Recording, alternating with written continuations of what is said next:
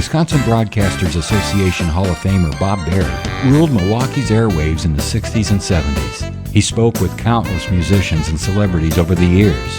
Bob collected remarkable recordings of these encounters, which he's now sharing with the public. Here's Bob. When you hear the name Paul Winchell, you think ventriloquist, comedian, actor. But did you know that Paul invented the mechanical artificial heart? He hosted the Paul Winchell Show on TV, also appeared on the Brady Bunch, Dick Van Dyke Show, and the Beverly Hillbillies. He was the voice of many characters on TV cartoons, including Tigger, for which he won a Grammy for his performance in Winnie the Pooh and Tigger 2. His famous dummies, Jerry Mahoney and Knucklehead Smiff, are in the Smithsonian Institution. In school, his art teacher allowed him to receive credit for creating a ventriloquist dummy, and that got him started on his career at age 14. Calling Paul Winchell. I don't know if Jerry Mahoney's around anymore, but we'll find out. Hello? Hello, Paul Winchell, please. Yes, speaking. Hi, Paul. Bob Berry. Yeah, hi, Bob. How are you? Just fine. How are you? Good. Is Jerry Mahoney still around, or is he gone? He's still here. Well, not in flesh, but in voice and spirit. Is that right? You still use the voice once in a while, then, huh? Yeah, well, the originals are at the Smithsonian Institute. Let's hear from Jerry just a little bit. Oh, certainly. I'm right here. Not only am I here, but Knucklehead is here, too. Oh, yes, sirree. I'm here, too, you see, but not in the wood. Just in the spirit, you see. They still sound as great as ever. You know, I got a question from a lady this morning. She said, who are you going to talk to? Paul Winchell. She said, oh, yeah, the ventriloquist. Oh, that'll be great. And I said, he invented the artificial heart. And she said, what?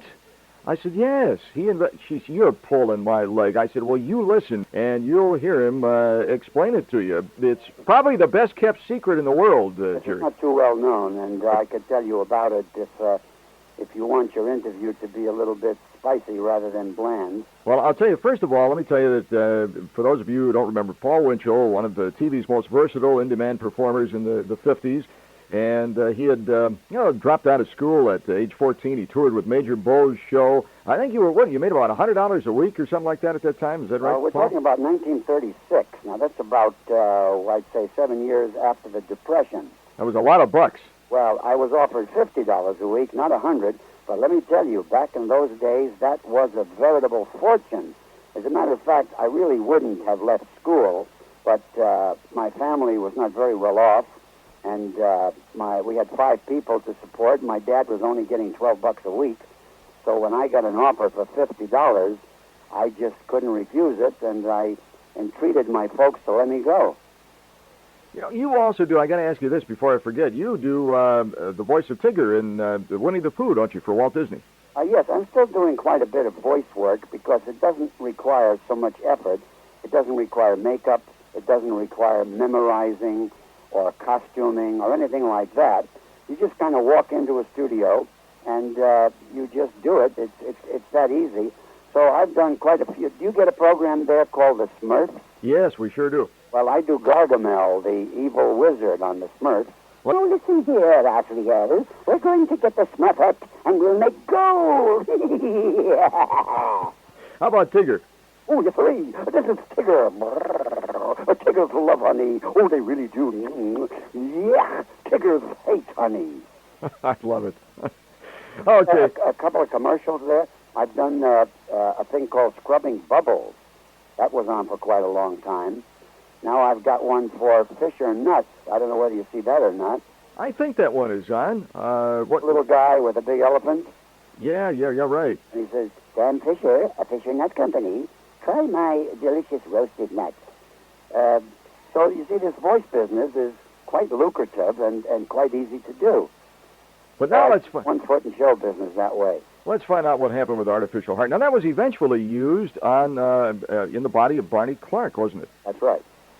All through the 70s, after I had donated the patent to the University of Utah, we joined forces, myself and a man by the name of Dr. Kolf, and we were working on further developments of the artificial heart using laboratory animals.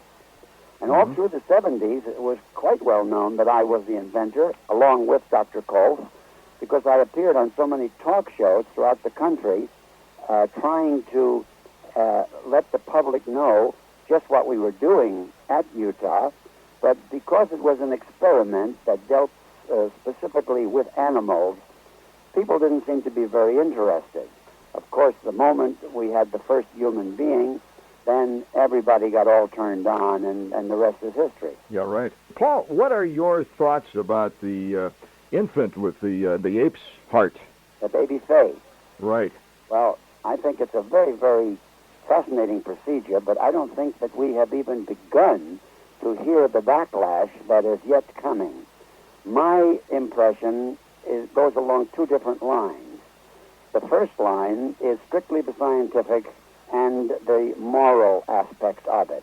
I feel that if these physicians and surgeons were aware that there was another heart of comparable size, a human heart, available, and they went ahead with their procedure regardless, then I think that they are quite amoral. I won't say immoral, because they weren't trying to hurt anyone. They were trying to save a life.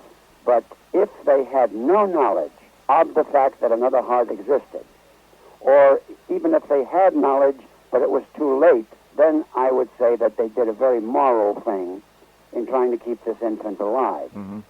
The second impression I have deals with, I wonder what the religious community's feeling is about this procedure, because I don't know how many people have thought of this yet, but I don't say this as an authority.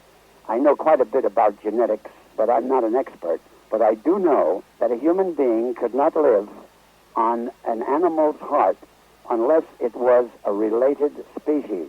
So I feel that whether this child survives or doesn't, it has already been amply proved to my satisfaction that there is definitely a connection between man and the primates. And I believe that this is a big plus for the evolutionists. And you know all of the squabbling that constantly goes on between creationism and evolution. And I think that the religious community will be incensed ultimately, and will also be hard-pressed to come up with evidence to refute this genetic claim that I just made. Wow, that's interesting. Paul, it certainly has been a pleasure talking with you. I wish you all the best of luck, and we certainly are going to continue to tell people that you were the man who invented the artificial heart. Well, thank you, Bob. I'm very, very grateful. This is Paul Winchell. And this is Jerry Mahoney. And this is Knucklehead Smiff. I want you to stay tuned because Bob Berry is going to call the world. It was so nice being had. Bob Berry. Thank you for listening to Bob Berry's Unearthed Interviews. Be sure to subscribe and rate our podcast on iTunes or wherever you find your podcasts. You can find all the episodes at WisconsinBroadcastingMuseum.org. Check out Bob Berry's book, Rock and Roll Radio Milwaukee. Book sale proceeds support Angels Kids Fund and Donate Life Wisconsin. The preceding program was made possible by a generous contribution from Terry Bond.